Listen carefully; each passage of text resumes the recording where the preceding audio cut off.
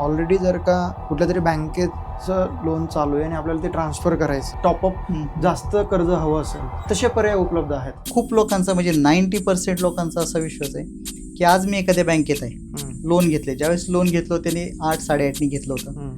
Repo rate ह्या बँकेच्या RBI नुसारचे काही बदलत गेले. काही लोक काय करतात, आज 5-5 वर्ष लोन आहे तिथं आणि 11, 11.5, 12, 10.25 अशा रेटमध्ये आज पण ते लोन भरतायत.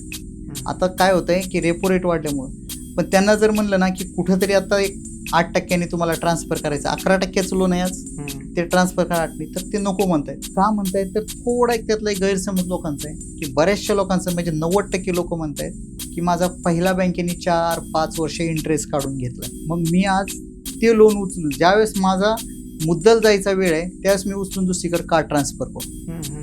खरी गेम इथंच आहे. म्हणजे कॅल्क्युलेशन कुठल्याही एक्सपर्टीला विचारलं तर तुम्हाला सांगते. काय होतंय की समजा 5 वर्षांनी तुम्ही आता 50 लाख लोन घेतलंय, 5 वर्षांनी आता ते 35 लाख राहिले. 35 लाखावर तुम्हाला आज सुद्धा तिथं 11% इंटरेस्ट बसणार आहे. जे तुम्ही ते 35 लाख उचलायचे आणि दुसऱ्या बँकेत ठेवलं तर 8% मिळणार आहे. सरळ तिथं तुमचं मंथली 4-5 हजाराचा पर मंथ एवढा बेनिफिट होऊ शकतो. हा एक झाला. दुसरी गोष्ट काय होते की त्यावेळेस त्या प्रॉपर्टीची व्हॅल्यू बऱ्यापैकी वाढलेली असते. म्हणजे 50चा आज तुम्ही 5 वर्ष घेतलाय तर चला ठीक आहे, ती 80चा तरी झाले असेल.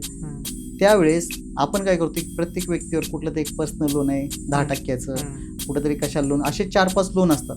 हे तुम्ही त्याच व्याजदरात टॉपअप घेऊन म्हणजे 8% जिथं जे 10.5-11चं मंथली माणूस 8-10 हजार रुपये हे वाचवू शकतो. पण त्याला प्रत्येकाने ते एकदा आमच्याशी जर बोललं तर आम्हाला ह्या गोष्टी सांगता येतील परफेक्ट. मी काढून देईल की त्यांना की मंथली त्यांचा 7 ते 8 हजार रुपयाचा, 7 ते 8 हजार म्हणजे एखाद्याचा किराणा होतोय.